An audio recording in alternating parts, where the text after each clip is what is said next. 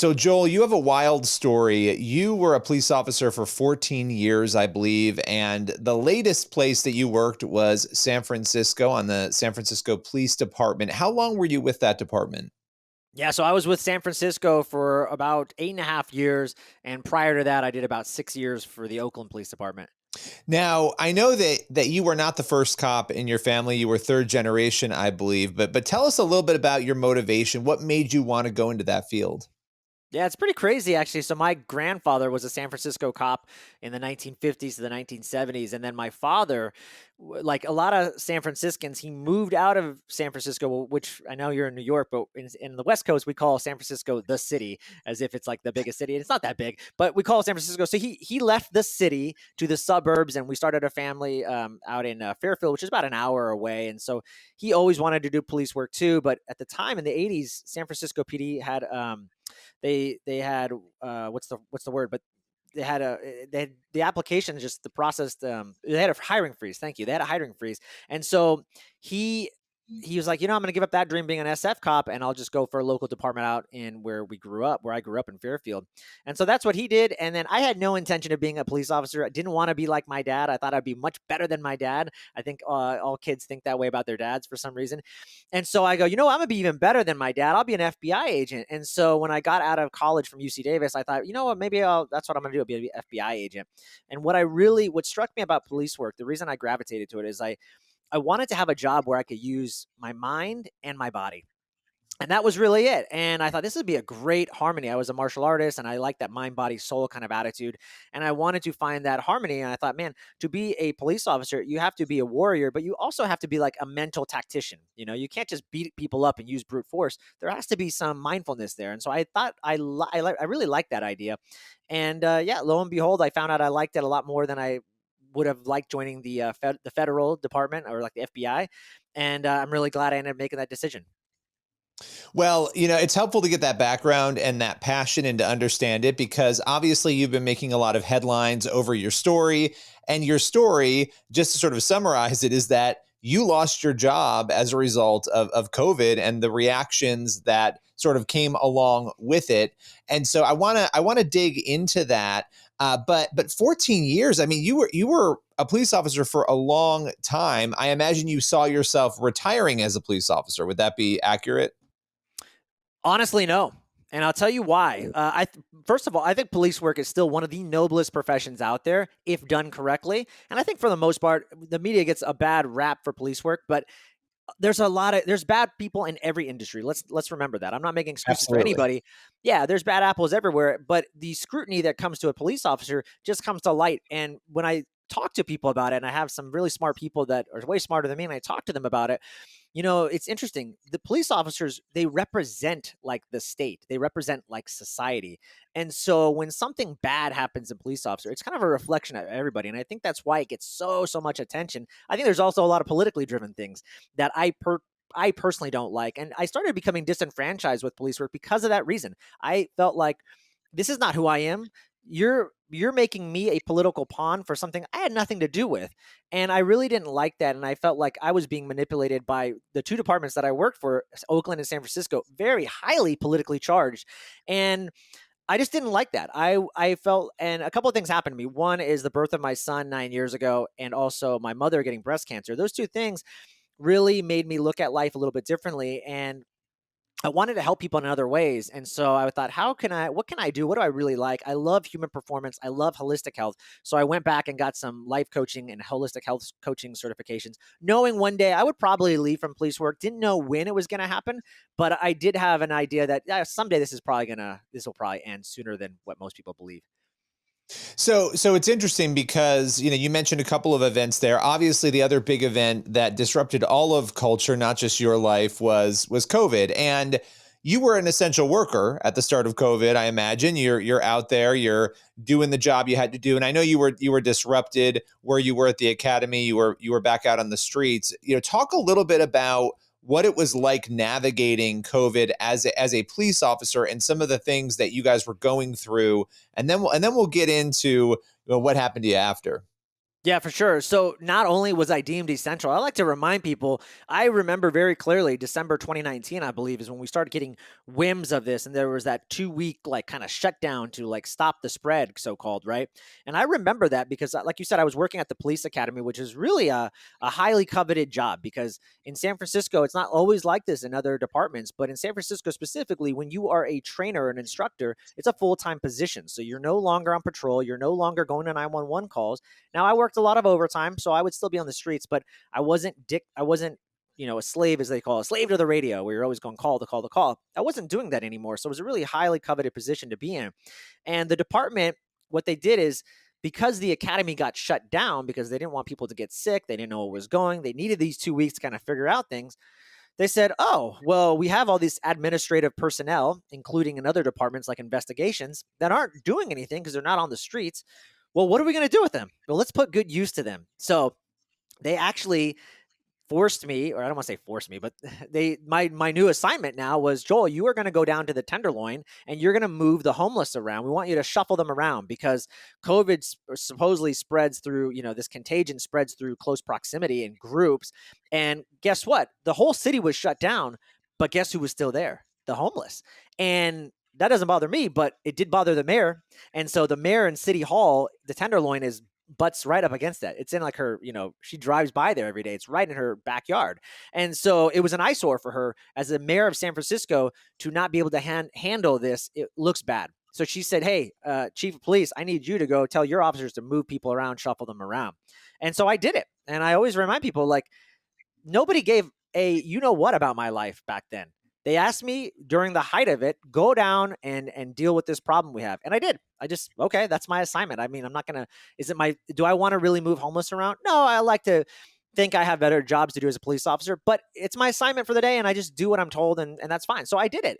I didn't call in sick. I did my job.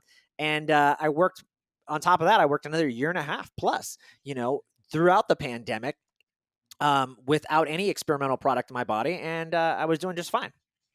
So it's interesting too, because they're sending you down to break people up over the fear that they could be spreading COVID, right? In these groups, right? So you're sending police officers into a situation, this is the job, right? But you're sending them into a situation where there could be a danger to them if you believe that that's the case because COVID's spreading there, and you're willingly doing it because that's what your assignment has been. So you're doing that. And then, suddenly we move toward the vaccine, which the vaccine became obviously a flashpoint, a lot of debate. And it sort of went from the conversation about whether people wanted to take the vaccine or not, and then moved into a mandate. And a lot of businesses were mandating it, government mandating it. At what point did you, because you decided not to get the vaccine, did you realize that that decision was going to cause problems for you? You know what? I'll be honest. I was worried actually from the beginning. I was actually worried from the beginning when I started hearing this talk about this product that was going to be released. It started to get on my mind, and I was like, man, I'm unsure how this is going to work out for me because I don't want this. And here's the thing, though. What's really helpful is I'm a historian too, and I like to follow history. And I went back in time and looked at the 1970s when the swine flu, there was an outbreak, and they mandated that experimental product too. And guess what? The president, I don't remember how long it went, but they actually had to stop what they were doing. They had to stop the mandates because after I think a year or so, maybe even less, they were having so much negative feedback that they had to stop it. And so I kind of knew that, and I thought, oh well, let's see if history repeats.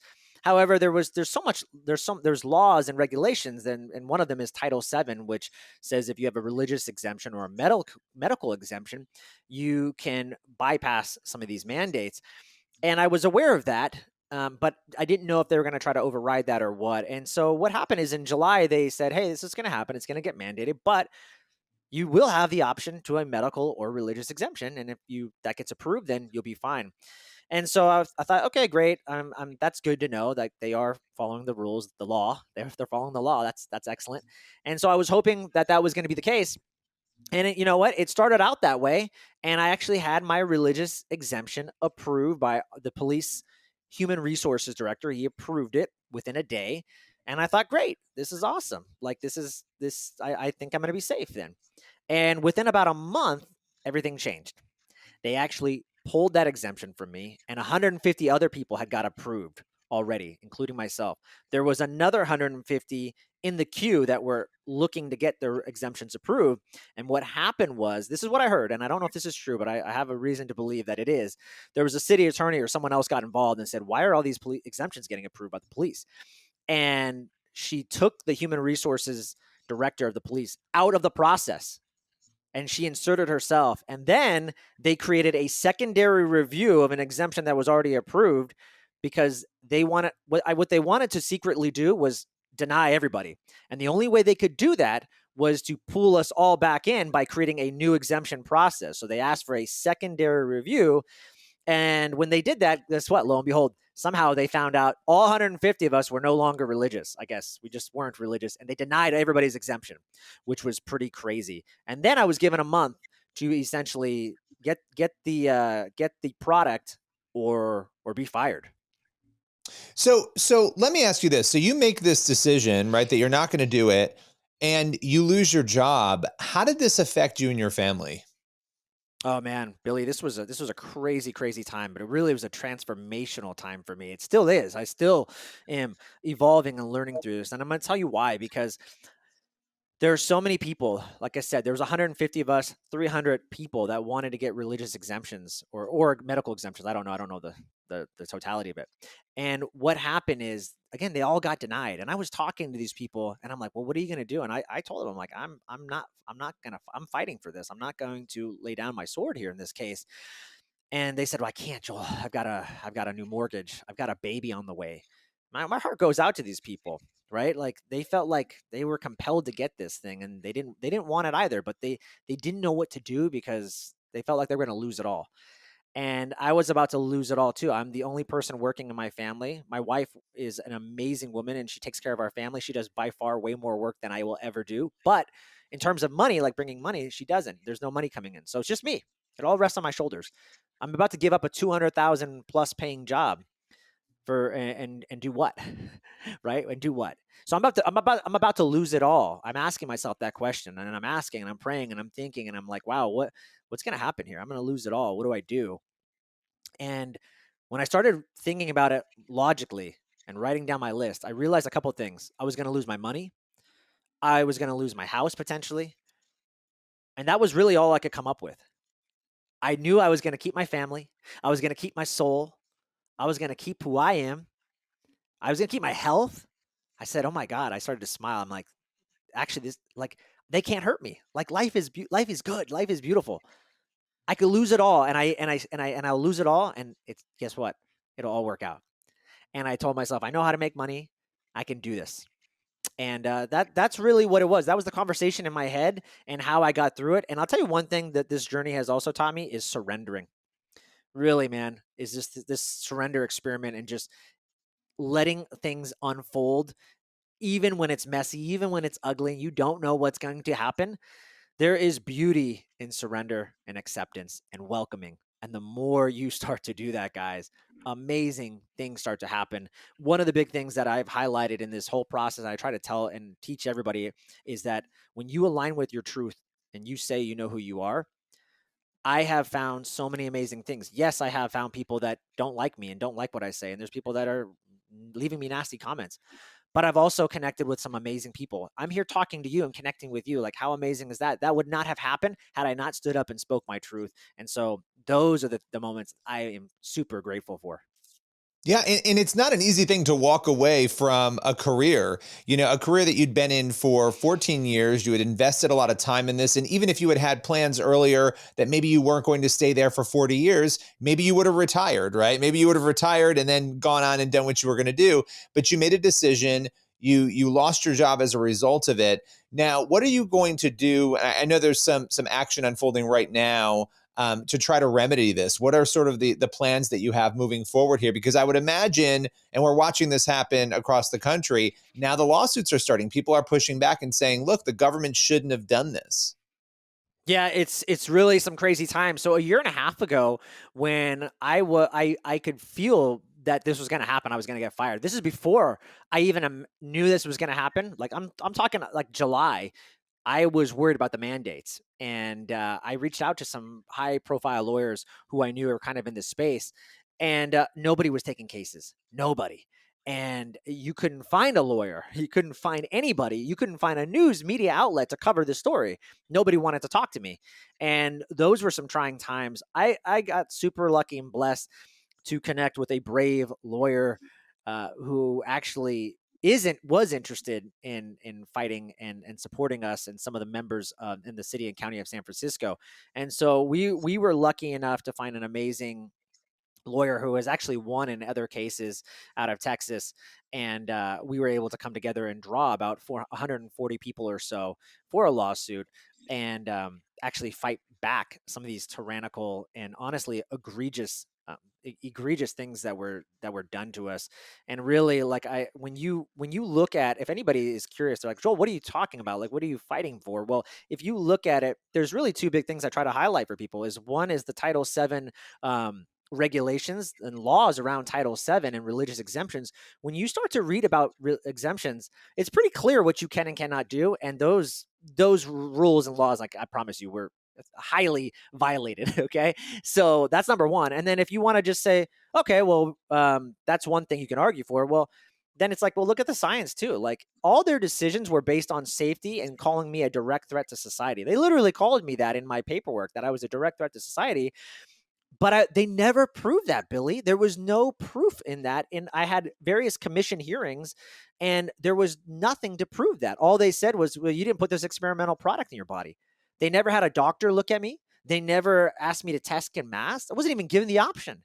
And so I always joke, to me, it's shocking that this would happen. Like, as a police officer, to arrest somebody, I have to have a fair probability that a crime occurred.